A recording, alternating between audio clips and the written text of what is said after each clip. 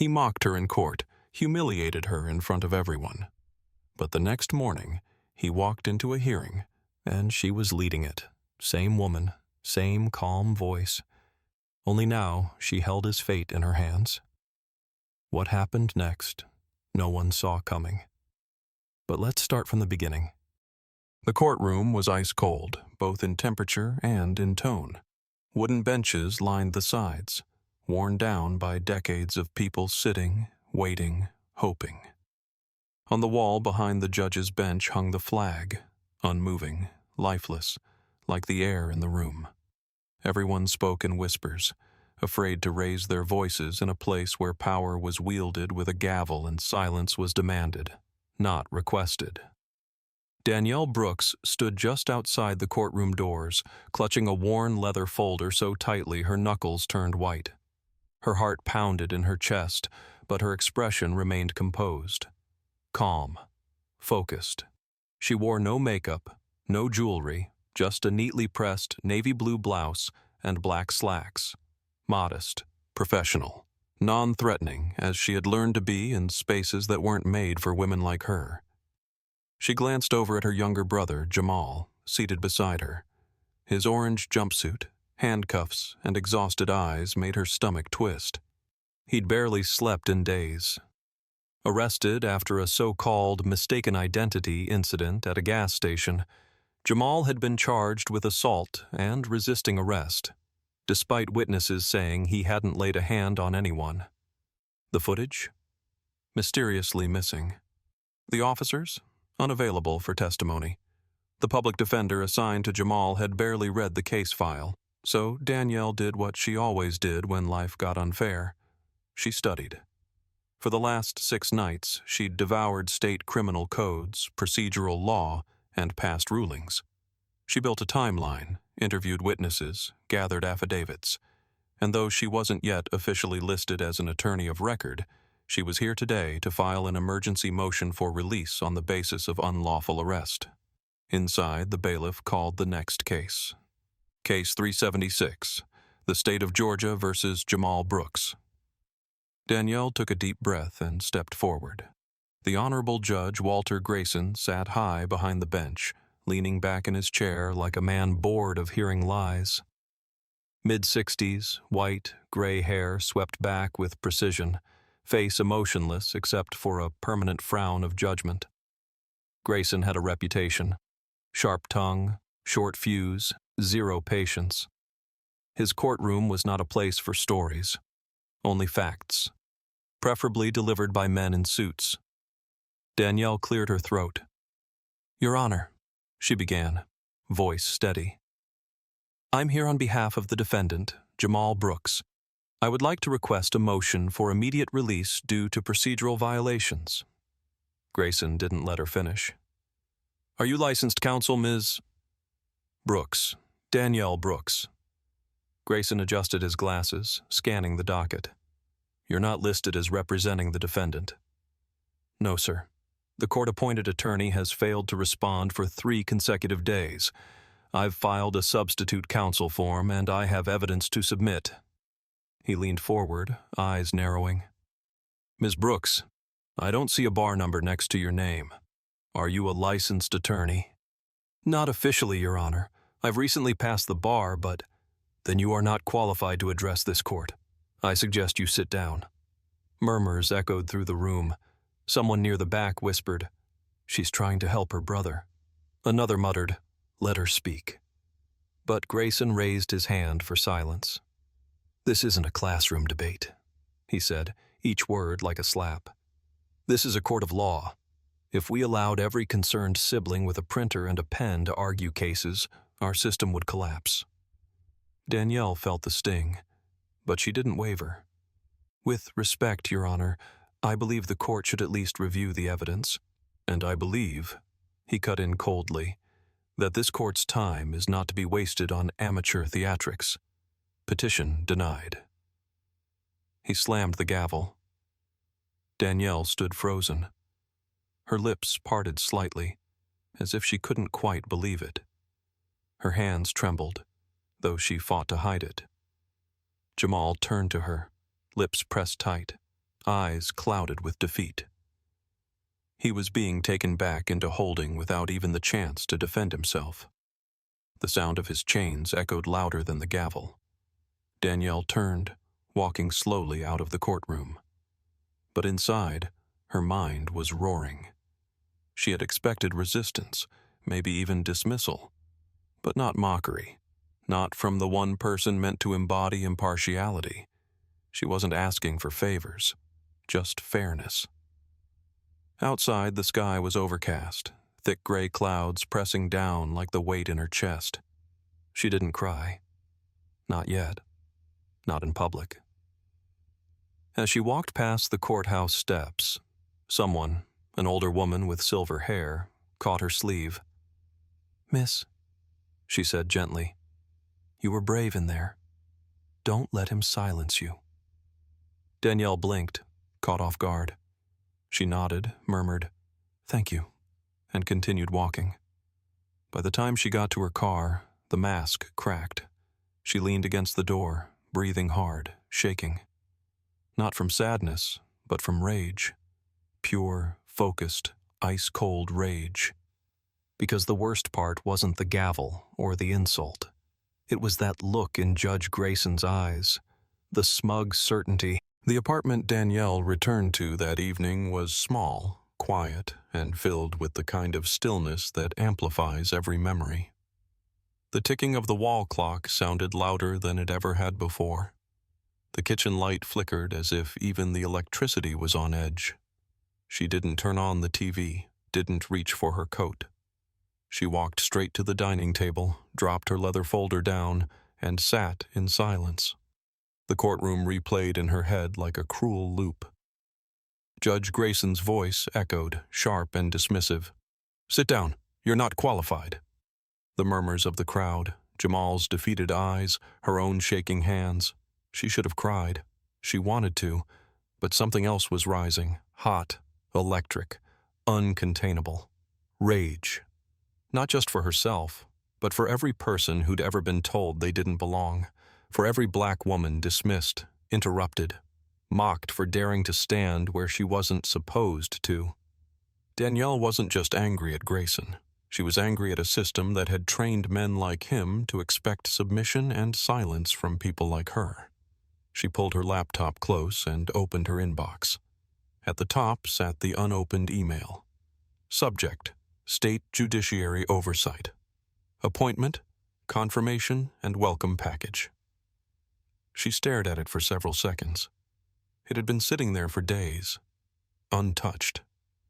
Not because she doubted her ability, but because part of her was still stuck in survival mode, still used to keeping her head down, still wondering if she had the right to step into that level of power. But after today, there was no doubt left. She clicked it. The message was brief but definitive. "We are honored to confirm your appointment as Deputy Director of the Georgia Judicial Oversight Committee. Your authority begins immediately. You are now legally empowered to conduct oversight on all active judges in the state, including disciplinary reviews and ethics hearings. Please see the attached documents for activation protocols, badge authorization, and procedural authority." She leaned back, the words sinking in. Grayson was on that list. Danielle didn't always want to be a lawyer. When she was a child, she dreamed of being a teacher. Her mother used to tell her she had the patience of an old soul and the heart of a lion. But after her mother passed unexpectedly when Danielle was just 15, everything changed. She had to grow up fast, take care of her baby brother, learn to navigate a system that seemed determined to crush them at every turn. She remembered the eviction notices, the court summons, the way every official spoke to her like she was just one step above invisible. It wasn't justice. It was theater. A show put on by the powerful to remind the powerless where they stood. That's when the fire started. By the time she turned 22, Danielle was working 2 jobs and attending night school. She got her degree in criminal justice, then another in law. Jamal used to call her the walking statute book, always buried in highlighters and sticky notes. He had always been her biggest cheerleader, So when he was arrested, falsely accused, thrown into a cell without a voice, she knew she had to become his voice. And today, Grayson had slammed the door in her face. But tomorrow, she would walk through the same door, with the power to tear it off its hinges. She spent the next several hours combing through documentation. Her new badge and ID were scheduled for overnight delivery, but she didn't need them yet. She had digital access, and that was enough. She logged into the Judiciary Oversight System and opened Judge Grayson's file. What she saw didn't surprise her, but it still burned. 3 prior complaints of bias. 2 ethics violations settled quietly. 1 whistleblower statement marked "closed without action." She read each one, jaw tightening. In one case, a Latina mother representing herself was denied permission to submit crucial medical records in a custody hearing. Grayson had told her, "You people always come in with excuses." In another, a deaf man's interpreter was 30 minutes late. Grayson refused to delay proceedings, claiming the court can't wait for everyone to catch up. Danielle felt sick. And yet, he was still there, still judging people, still deciding fates, because no one had challenged him with enough power to make it stick, until now. At 2:47 a.m., she finally stood from the table. Her eyes were dry, but her spirit burned. She walked quietly down the hallway to Jamal's room, his posters still on the walls, sneakers by the bed where he left them the night before the arrest. She sat on the edge of the mattress and took a shaky breath. "I swear to you," she whispered, "I'm not letting him get away with it." She got up, grabbed a notebook from the bookshelf, and started writing. Page 1. Review timeline of incident. Page 2. List of violations by Grayson. Page 3. Procedural grounds for emergency ethics review. Each word felt like a brick in a foundation she'd been building her whole life without realizing it. Danielle had never asked for this war, but now that it had found her, she wasn't backing down. By sunrise, she was already dressed in a sharp black blazer and slacks. Her curls were pulled into a low bun. No hesitation, no nerves, just purpose. As she slipped her phone into her bag, it buzzed. A message from the committee chair. "Welcome aboard. Looking forward to seeing you today." Danielle replied, "I'll be there. I have something urgent to bring to the table." She paused before sending one final message to her brother's lawyer.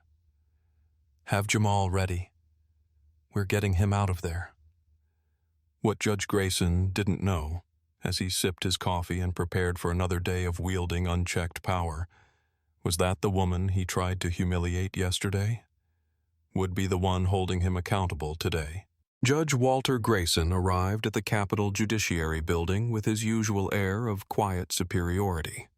The polished mahogany doors opened for him as they always did. His assistant had his agenda ready, coffee with 2 sugars in hand and a stack of case files tucked neatly under one arm. Everything was, in his mind, exactly how it should be. The Oversight Committee meeting? Just another formality, a procedural review on budget allocation and courtroom conduct guidelines. Nothing he hadn't charmed, waved off, or brushed aside before. He didn't notice the subtle energy shift in the hallway. He didn't notice the curious glances from staffers who had read the internal memo that morning. He didn't know that everything was about to change. As he entered the tall ceilinged conference room on the 3rd floor, he greeted the committee chair with his usual stiff nod. "Morning, Charles." "Morning, Judge," the chair replied, but there was something unreadable in his expression. Grayson didn't care. He moved to his usual seat along the left side of the long U-shaped table. Leather-bound notepad. Fountain pen. A calm, experienced posture meant to say, "I've done this 100 times. I run this room." But then the chair tapped his microphone. "Before we begin, I'd like to introduce a new member of our leadership. As of this week, the role of Deputy Director of Judicial Oversight has been filled. Please welcome Danielle Brooks." Grayson froze. He looked up slowly, as if hearing a name from a forgotten nightmare. The room parted slightly as Danielle stepped forward, heels clicking softly against the tile. She was dressed sharply in a black fitted blazer, a crimson blouse, and a thin gold chain around her neck. Her posture was calm, her gaze direct, her expression unreadable, but her presence was seismic. She didn't flinch. She didn't smirk. She simply looked at him the way he had looked at her the day before, with the authority of someone who no longer had anything to prove. Grayson blinked. "Brooks?" he muttered, as if saying her name might somehow dispel the moment. "Yes," Danielle said, taking her seat at the front of the table, directly across from him. "Danielle Brooks, Deputy Director, and today's agenda includes a formal ethics review. You may want to take notes." The room shifted. Staffers paused mid-scribble. A few side glances exchanged silently. Is this really happening? Is that the same woman from the courtroom? Grayson tried to compose himself. There must be some confusion. This woman, this individual, attempted to act as counsel in my courtroom yesterday. It was completely out of order. And that incident, Danielle interrupted smoothly, is precisely why we're here today. She tapped the binder in front of her. The cover page read, Judicial Ethics Review, Walter Grayson, Case Summary 041725. Danielle's voice remained even, but carried weight. Judge Grayson, you denied due process to a defendant whose public defender failed to appear. When a petitioner attempted to present lawful documentation and evidence, you shut her down without review, questioned her legitimacy based on appearance alone, and dismissed the entire motion without cause. Grayson's ears turned red. She wasn't credentialed. Danielle raised an eyebrow. So now credentials determine whether a citizen is worthy of being heard? He started to respond, but she held up a hand. Her voice sharpened. Let me be very clear, Judge. This isn't about me. This is about a pattern. Yesterday was not an isolated incident. We've reviewed transcripts from over a dozen cases. Your language, your behavior, your unchecked contempt for those without power. This committee has received multiple complaints from public defenders, independent advocates, and even fellow judges who've expressed concern over your conduct. She opened the next page of the binder. In one case, you denied a motion because the petitioner wore jeans. In another, you referred to a black teenager as aggressive for speaking above a whisper. In 3 separate hearings, your rulings were overturned on appeal due to procedural errors rooted in bias. Grayson's face tightened. This is a witch hunt. Danielle met his eyes. No, this is accountability. The very thing you've denied to countless people over your career. Silence spread across the table like fog. The chair leaned forward. Judge Grayson, we will proceed with this review per standard protocol. You'll be allowed to respond in full after Deputy Director Brooks concludes her presentation. Grayson looked around the room. For the first time in his life, no one nodded in support. No one deferred. His authority had evaporated, and Danielle hadn't even raised her voice. He sat back slowly, visibly shaken. Danielle turned another page. But let me share something more personal. Yesterday, I wasn't listed in your docket. I didn't have a title. I didn't wear a robe. I came as a citizen, as a sister. You saw someone unworthy of your attention, someone beneath your standards. But what you didn't see was me. She let the words breathe, then delivered the line that turned the atmosphere electric. You made the mistake of thinking power only wears robes. But today, you learn what it looks like in heels. Gasps. A suppressed chuckle from a staffer. Someone whispered, Damn! Even the chair cracked a smile.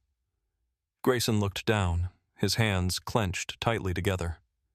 Danielle continued. For every person you belittled from that bench, For every motion you dismissed without cause, for every time your arrogance denied someone justice, today begins the reckoning. She closed the binder softly. This hearing will be thorough, transparent, and fair. Everything you refused to be. With that, she leaned back in her chair. And for the first time in 20 years, Judge Walter Grayson had no power in the room, no voice that could silence others, no bench to hide behind. Only the truth, and the woman he tried to break, now holding his future in her hands. The days that followed the hearing moved fast, but every step forward felt like healing.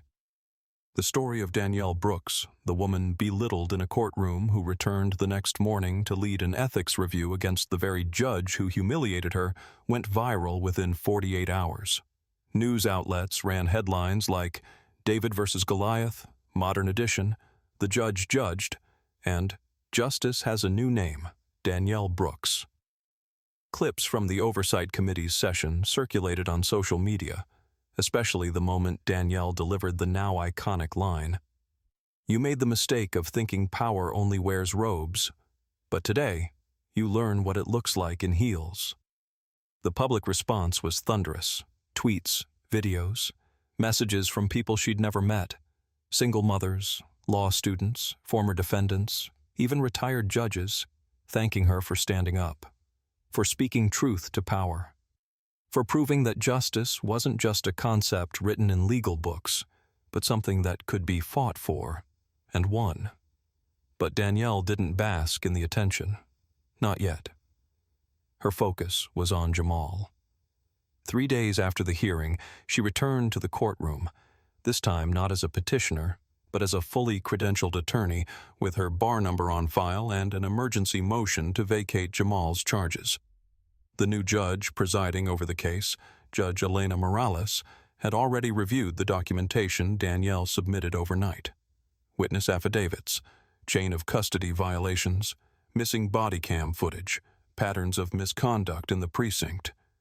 And now, the court was ready to hear the truth.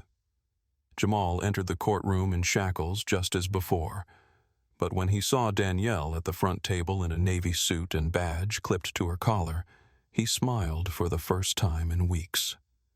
Danielle stood tall, unwavering. "Your Honor, I request that all charges be dismissed with prejudice. The arrest was unconstitutional, the evidence fabricated, and this courtroom should no longer be used to validate injustice with procedure." There was a pause.